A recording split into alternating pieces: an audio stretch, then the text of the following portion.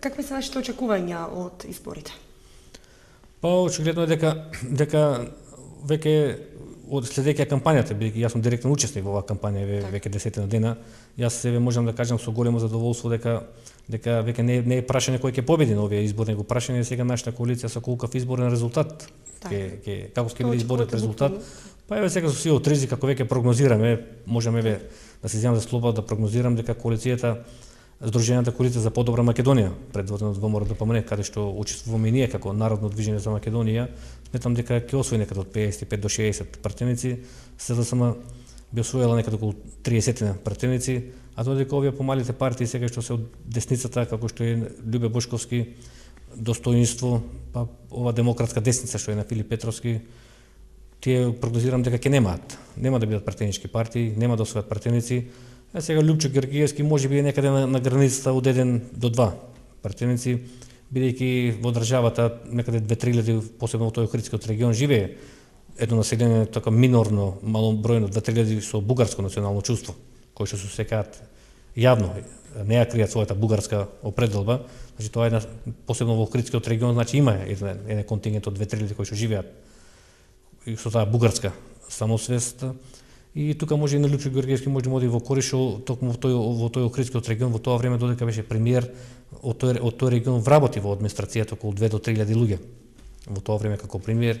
Па тука може да се надева на тие гласови. Тука е мојата проценка дека може би Лјупчо Георгиевски ќе допре до 1 до 2 пратеника, али во секој случај значи ВМРО ДПМН коалицијата ќе биде политичката структура која што и после овие избори ќе формира македонска влада. Повторно владеачка партија ќе биде. Така, ќе формираме повторно владата. Така. Некоја препорака до гледачите на телевизија Кулчани? Па еве граѓаните сега имаат прилика да видат кој што нуди во ова, кој што работел во овие 15 години. Не треба да наседнуваат на тие трикови кои што Радмила Шекеринска сега гледаме, оди во кампањите и вели дека за 6 месеци ќе ја внесе Македонија во Европска унија, во НАТО и дека од таму ќе донесе 940 милиони евра. Тоа е една голема измама за македонските граѓани и пред се тоа е една голема навреда за граѓаните кои што живеат во тие европски држави. Значи Радмила Шекеринска сега на отворена сцена игра отворен мајтап со тие граѓани на тие богати земји, како една Холандија, Данска, да кажеме Шведска, кога јавно вели дека од таму ќе донесе 940 милиони евра само доколку влеземе во Европската унија, па не се до толку тие луѓе таму недоветни, да кажеме и идиоти, да отиде Радмила со една торба да ја наполна со 940 милиони евра, па она да ја донесе тука и со Бранко Црвенковски да си ги делат како сакат. Мислам, не се, ако тие така лесно дава пари, не може да бидат 5 пати побогати од нас или од земјите од регионот, тук од Балканот, да кажеме. Ако така лесно дава пари, дури напротив повеќе тие европски земји едно ќе ви дадат, 3 ќе ви земат преку некои други канали, да кажеме, преку некои други разни, сега да не ги образлагаме бидејќи не е емисијата на таа тема. Значи сакам да кажем дека тоа е една голема измама, дека ние треба тука да се ја оправиме државата во Македонија, бидејќи оваа држава има потенцијал, тука треба да ја бареме нашата иднина, тука да се створиме услови за пристоен живот за граѓаните, тука да се створиме таа благосостојба, а голема измама е дека тие западни земји ќе ја направат нас богати, сите ние тука ќе бидеме богати, ќе возиме убави коли, тоа е една голема измама. И дури напротив повеќе што Радмила Шекеринска без срам и без перде кажува дека тоа ќе го направи ако влеземе во Европската унија, а за да влеземе сега на сите ние јасно треба да се обезличиме, да се го смениме името. Тоа е веќе главната причина, тоа на секој му е јасно.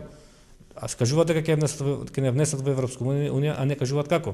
А сите знаеме дека рецептот е доколку утре да кажеме си го смениме името и ова влада ќе не внесе, но не е поентата во тоа да влеземе таму со свитка на кичма, што се вика. Али за жал тие структури новинарски и политички кои што се со СДС во 15 години, кои што константно работат да го скршат македонскиот народ и кои што со таквите нивни антимакедонски активности дебело се офајдија од тие пред се грчки тајни фондови кои што на дебело финансираат одредени македонски новинари за да одработуваат за таа грчка кауза. Но, како што кажав, ние и во оваа кампања јасно порачуваме пред македонските граѓани дека ќе обстоиме на одбрана на достоинството на македонскиот народ, на идентитетот македонскиот, на уставот на Македонија, името, јазикот и затоа тоа ова клучна придобивка верувам дека граѓаните веќе ја знаат во јавноста. Од друга страна, околу економските политики, проекти што ќе ги реализира оваа влада, граѓаните имаат прилика секојдневно да слушаат од митингите на ВМРО ДПМН, додека она што сега СДСМ го нуди е едноставно гола копија на програмата на ВМРО ДПМН. Еве сега денеска слушаме во оваа кампања нивна слушаме дека се они ќе давале пари субвенции за земјоделието, ќе ги решавале социјалните проблеми на луѓето, тоа се голи ветувања, бидејќи знаат дека нема да успеат да освојат власта и сега ним е најлесно. Кај да одат ветуваат, на секој му ветуваат вработување, на секој му ветуваат минимална плата, на секој му ветуваат бесплатно здравствено осигурување.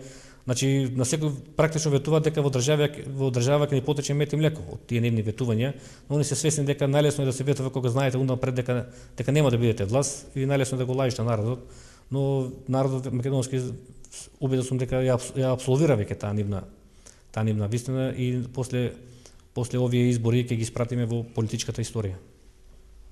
Така, јас ќе се благодарам што вечерва одвоивте време за нашите гледачи да дојдете во телевизија Кочани, за прв пат да ни бидете гостин, се гледаме во друга прилика. Благодарам за поканата. Почитувани гледачи, разговаравме со магистар Јанко Бачев, претседател на партијата Народно движење за Македонија, коалиционен партнер на ВМРО ДПМН. Останете со програмата на телевизија Кочани. Довидување.